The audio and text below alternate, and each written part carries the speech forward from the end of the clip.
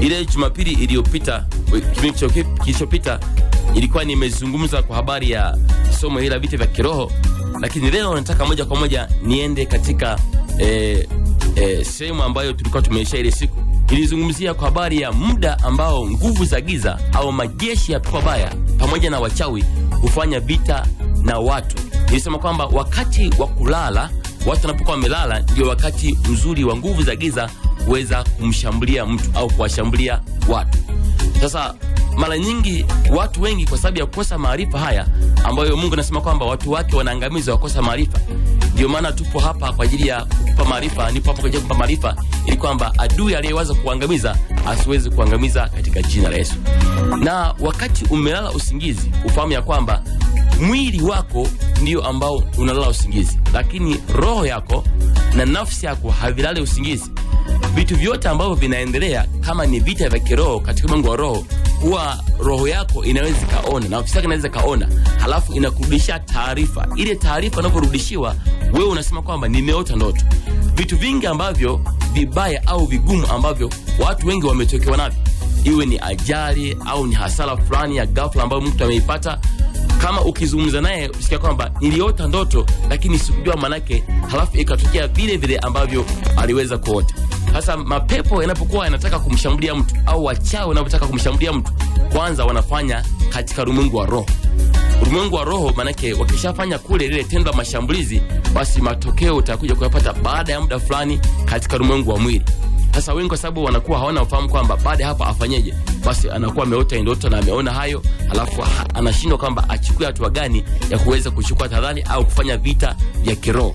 Biblia tumesoma katika kitabu kile cha Efeso ule mstari wa 18, anasema kwamba kwa sala zote na maombi mkisali kila wakati katika roho, mkikesha kwa jambo hilo na kudumu katika kuombea watakatifu wote.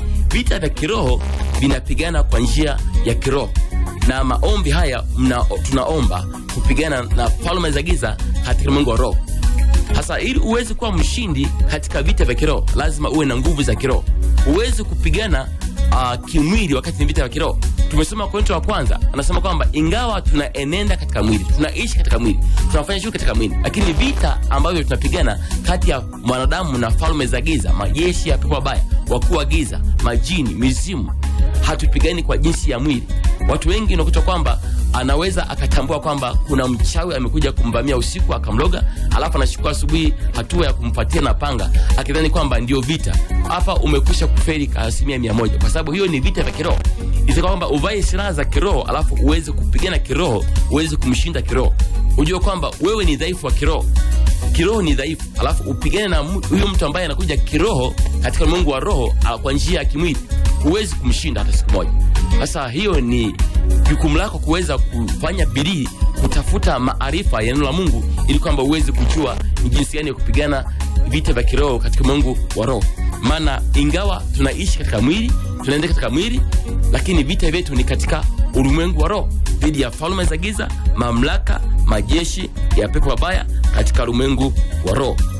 Na ufahamu ya kwamba mashambulizi, lengo la shetani ni kwamba anataka wanadamu wasifurahie uumbaji wa Mungu, wasifurahie maisha ya amani na furaha ambayo Mungu aliwaombea waweze kuishi. Uishi kwa mateso kwa sababu mbalimbali, una manyanyaso, kuogopa mapepo, kuogopa wachawi, na kwa sababu wakati ule watu wamelala usingizi, ndio mara nyingi ndio wakati mzuri ambao falme za giza hufanya mashambulizi kwa watu.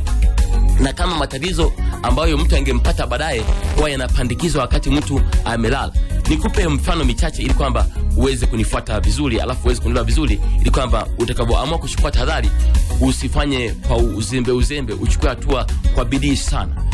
Wakati mwingine unaweza ukaota ndoto, kwa mfano unakula chakula fulani katika ndoto, halafu unaamka asubuhi unakuta kwamba vitu ulivyokuwa unakula usiku vipo katika mdomo wako, au ile harufu ya vitu vile vipo katika mdomo wako. Ufahamu ya kwamba ile sio ndoto, ilikuwa ni halisia. Ile ni nini? Manake mapepo au wakuu wa giza, falme za giza, wachawi walikuwa wakipandikiza vimelea vya magonjwa katika mwili wako.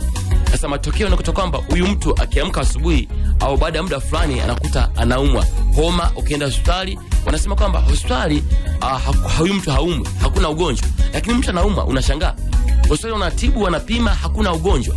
Hasa wengi wao wanashindwa kuelewa kwamba ni nini hiyo. Kwa sababu hiyo ugonjwa umeingia katika mungu wa roho.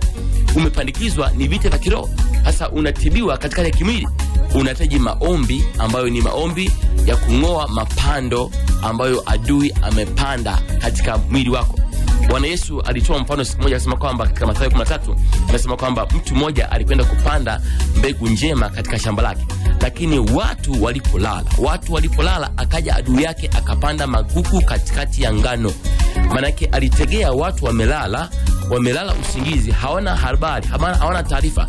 Akaja akanyemelea akapanda magugu katikati ya lile shamba. Ngano zinaota na magugu yanaota. Akasema yametoka wapi magugu? Akasema kwamba adui ndiye aliyefanya hili. Sasa unakuta kwamba anapandikiza hivyo, matokeo unakuja kuyapata sasa katika hali ya kawaida ya kimwili. Unakuta magonjwa, mtu anaugua homa, peleka hospitali, hangaika, tupa gharama nyingi sana. Kumbe jibu ni rahisi sana, kwamba lipo jibu kwa njia ya maombi ambayo tunasema ni ya kung'oa mapando ya shetani, mapando ya ibilisi, mapando ya adui, kuyang'oa katika miili ya watu, katika maisha ya watu. Hayo maombi ni maombi ya vita ambayo nitakuwa uweze kuomba na kupigana. Nipo hapa kwa ajili ya kupa maarifa ili kwamba ujue kwamba kumbe mambo kama hayo uhitaji kuomba uweze kutafuta majibu. Kwa namna nyingine utasumbuka, utateseka, utapoteza gharama nyingi, lakini hutapata majibu yaliyo sahihi. Jibu ni kwamba utafute namna ya kuweza kuomba maombi ya vita vya kiroho. Shindana na kuharibu kazi zote za adui katika jina la Yesu. Na wakati mwingine pia unaweza ukaota unafukuzwa labda na wanyama, au kaota unakutana na watu waliokufa. Hasa ile vitu kama vile watu wengi huwa hawaelewi. Ujue kwamba kukutana na watu waliokufa ni kitu kibaya sana, maana umeunganishwa na roho za mizimu. Watu waliokufa tunasema kwamba hawana uhusiano, hawana sehemu na katika watu walio hai. Hasa iweje wewe ulio hai ukutane na mtu aliyekufa? Hasa wengi wanasema kwamba nafikiri ni mababu au mabibi wamenitokea, shangazi mjomba wamenitokea. Ile huwa ni hatari sana, maana wewe umeunganishwa na mizimu ya ukoo wako. Wale watu wanakuja kwa sura ya ile watu waliokufa, wanakuja kwa sura ya yule mtu aliyekufa, lakini uhalisia ni kwamba ni pepo wachafu ambao wana jina la mizimu, wanakuja kwako kwa ajili ya mambo mbalimbali. Lakini wakati mwingine pia unaweza kawa umeunganishwa na roho za mizimu, lakini pia unatafutwa kwamba uweze kuchukuliwa. Mtu mmoja akasema ameota ndoto kwamba watu waliokufa wanamkaribisha kwamba karibu uje huku kwetu kuzuri sana, wanamkaribisha. Lakini kweli ni kwamba yule mtu kama asipokuwa na hatua ya kuchukua aweze kuomba maombi ya kukataa ule muunganiko na mizimu, unakuta baada muda fulani ghafla unasikia watu wamepotea ghafla, au amekufa ghafla, au ametokea jambo lote baya. Basi ni kwa sababu kwamba mizimu ilikuwa inamfuatilia na kumkaribisha kwenye mauti, kwenye roho za mauti, inamkaribisha kwa karibu kuzimu. Na mtu kama yule unakuta kwamba anaweza akafa kifo cha namna ajabu sana. Na kwa sababu sasa maana ya kukutana na watu waliokufa, maana na mizimu, kitu cha msingi cha kufahamu kwamba huyu mtu manake hana ulinzi wa Mungu. Manake Mungu haipo kwake, hana Yesu Kristo ndani ya maisha yake. Ya hatua ya kwanza basi unatakiwa ukimbilie kabisa. Hatua ya kwanza, kimbia kabisa, umpokee Bwana Yesu aweze kuwa ni Bwana mwokozi wa maisha yako, aweze kuwa kinga, aweze kuwa ni msaada, aweze kuwa ni kimbilio, aweze kuwa ni ngome imara, alafu ukawa usalama katika maisha yako. Mambo mengine ambayo watu wengi huwa wanaweza wakaota ndoto nyingi ambazo ni kama za kawaida, lakini sio za kawaida. Unakuta mtu ameota labda ni baba au ni mama, kijana au ni binti, anafanya tendo la ngono na mtu wa jinsia ya tofauti. Sasa ile wengi huwa hawajui maana yake nini. Ile maana yake huyu mtu ameunganishwa na roho na majini mahaba, au ameunganishwa na roho za mizimu, ambao hao kazi yao au lengo lao kama mtu ameolewa basi ni kuharibu ndoa. Na wengi watu kama hao unakuta kwamba kama hii jambo asiposhughulikia mapema inasababisha roho za utasa, inasababisha kuharibu ndoa, kwa sababu hao wanakuwa ni mapepo au majini mahaba au ni mizimu. Na hii imetokea kwa mfano binti anapokuwa anabadili umri, unakuta kwamba kuna sadaka ambazo wazee wanatoa, baadhi ya koo, baadhi ya makabila wanatoa kwa mizimu, kwa mababu, kusema binti yenu fulani ameshakuwa mtu mzima. Kwa hiyo sasa tunawatambulisha kwamba ameshakuwa mtu mzima. Au pia anapokuwa anaolewa, sasa wanatoa sehemu ya mahali, wanachinja kama ni mbuzi, afu wanatoa sadaka kwa binti yenu fulani, hii ndio mahali ambayo tumeweza kupokea.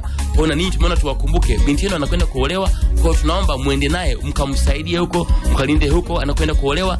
Hasa ujue kwamba huyu binti anakwenda kuolewa hajui kwamba ameunganishwa na mizimu. Maana wale ambao wanapokea ile sadaka sio watu waliokufa. Watu waliokufa hawezi kupokea sadaka, ila ni mtu aliye hai anaweza akapokea sadaka kwa mtu ambaye kama ni zawadi kumsaidia mtu ambaye hana uwezo. Lakini watu waliokufa, Biblia inasema kwamba hawana sehemu katika mambo yote ambayo yako chini ya jua yanayoendelea. Sasa huyu mtu pasipo kujua sabinti anakwenda kuolewa huko, ndio matokeo anasema kwamba anakutana na wanaume huko. Hasa unakuta kwamba mwisho wa siku ndoa inavunjika, inakuwa na migogoro. Kuna baadhi ya watu wanakuta kwamba akiolewa hakai na mume wake, akioa hakai na mke wake. Ni kwa sababu ya mambo kama hayo yalifanyika katika Mungu wa roho. Kuna muunganiko katika Mungu wa roho, hasa hajui kwamba afanyeje. Jibu lake ni lazima uhakikishe kwamba wewe unageuka maisha yako na kutafuta msaada kwa Yesu Kristo. Ukisema kwamba utafute dawa kwa waganga au kwamba za kumfunga mke wako au mume wako msiachane, sio jawabu, kwa sababu hiyo ni vita ya kiroho. Na kwa sababu hukujua kwamba wakati wa matendo haya yaliyofanyika ya kutoa sadaka kwa mizimu au kwa mababu waliokufa ilikuwa ni kuunganishwa na mizimu.